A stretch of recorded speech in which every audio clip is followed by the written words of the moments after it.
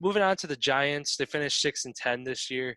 Um, one game behind Washington. Uh, they needed who do they need? I think the Eagles to beat Washington in Week 17, and they would have ended up in at 6-10, which is crazy.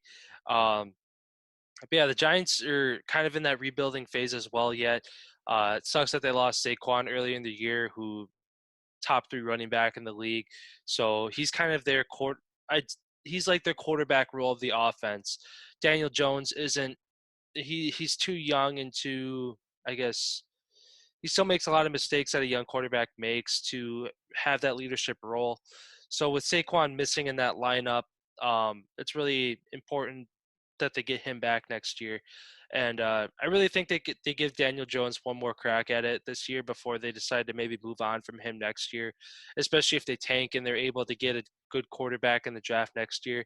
Um, Again, I see potential in him in Daniel Jones, but unless he makes big changes and matures a lot over this offseason and just kind of implements new things into his game, I don't see the Giants changing a whole lot. Um, their offense is definitely their focal point as opposed to their defense. Their defense doesn't really have a lot going for them.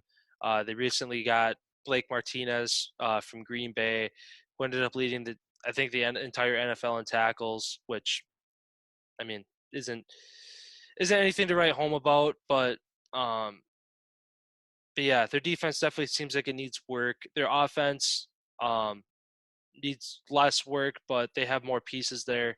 Again, with Daniel Jones, Saquon Barkley, they got Evan Ingram, Shepard. So they got one guy at each level to kind of hold the fort down there. Um, so yeah, so the Giants finished 6-10. I'm gonna say that they improved to 8-8. Um, so they end up one game behind Washington. Uh, so yeah, I'm gonna say the Giants improved to 8-8.